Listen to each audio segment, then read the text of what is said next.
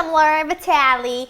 On this episode of Laura in the Kitchen, I'm going to show you how to make an oldie but favorite recipe of mine. It's my Pinoli cookies, pine nut cookies. They are very, very simple and easy to do, just like anything else I make. And they are one of my absolute favorite cookies in the world. And I'm really excited to share this recipe with you. So let's go over the ingredients to get started.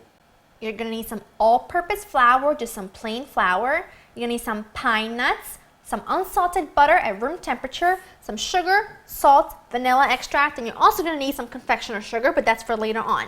So these cookies are traditional Italian cookie. They also, we serve them a lot at weddings. So if you go to a really old-fashioned Italian wedding, and you're probably going to have one of these at the end, because we always serve these at weddings. I really don't know why, but they're really, really delicious to make, and they have no egg. And the great thing about them is because they have no egg, normally cookies are a bit on the crunchier side, but these stay really fluffy and delicious. So it's going to be really, really exciting. So for the pine nuts, and I do not want to get any comments or any questions, can I substitute different nuts, because I don't know. I've only made these cookies with pine nut cookies, and if you see the title, then you'll know that these cookies are made with pine nuts. So don't even ask, because I don't know if you can substitute, if it will come out okay. So these pine nuts, all I did was toast them in a dry skillet, just over medium heat, until they develop some brown color.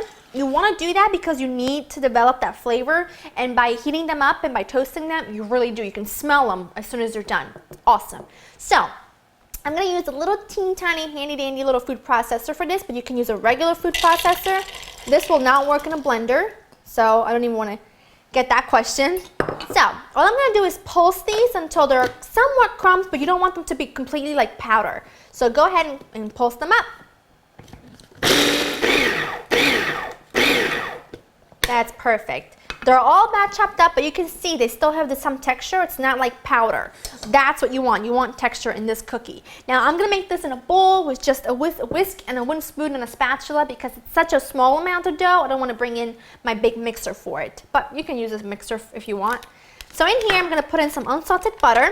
It's important that it's at room temperature, otherwise it won't cream well, and some sugar. I'm going to put in a little tiny bit of vanilla.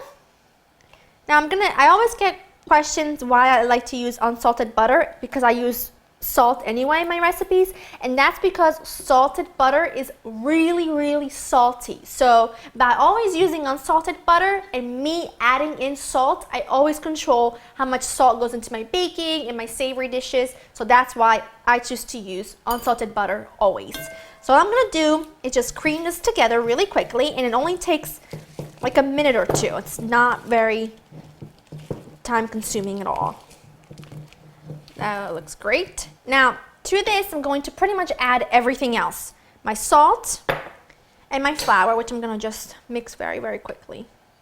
Put right in there, and my pine nuts that I just crushed up so that they're nice and fine. There we go. And now I'm just going to mix this together until it forms a dough.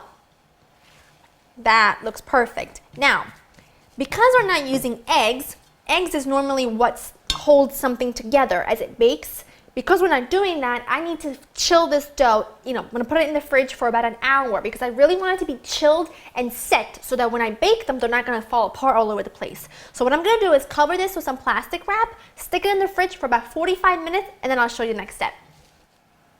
My cookie dough is in the fridge for about an hour, and it's fully set. So now at this point you want to get your oven to 350 and line a baking sheet with some parchment paper. Now I have, for the purpose of the video, I've halved the recipe. So on my website will be the recipe for the full amount, which makes about 3 dozen.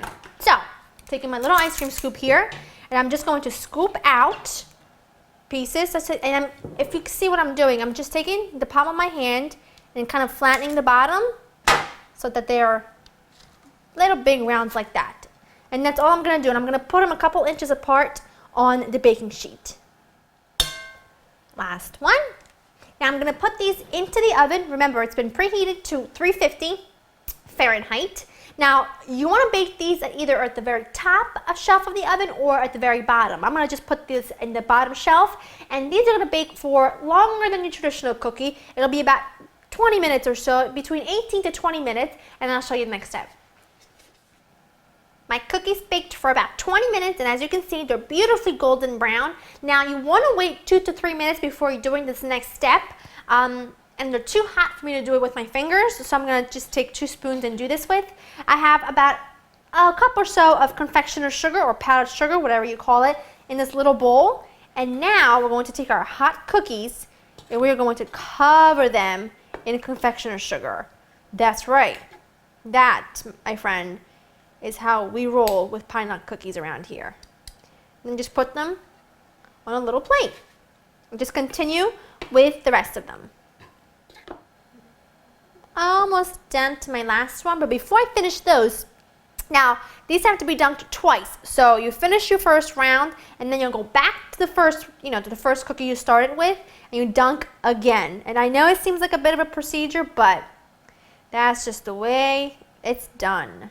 And you really should wait till they cool a bit more, but as you know, I'm completely the most impatient person in the world when it comes to food, so I am burning my fingers right now to get this done because I just love them. I want to give one a taste really quickly though because I can't take it. Go back to the first one. I love them. Woo! They're everything they should be. These are such good cookies. Bring me back so many memories from my childhood. They're very, very buttery. You definitely taste the pine nuts, but they are absolutely the most flaky cookie you will ever eat. I'm going to go back for more and finish my cookies. That's it. I hope you enjoyed spending time with me. I'm so excited to eat this. I'm trying to rush. To get this recipe and others, go to www.laureninthekitchen.com, and I'll see you next time. Bye-bye.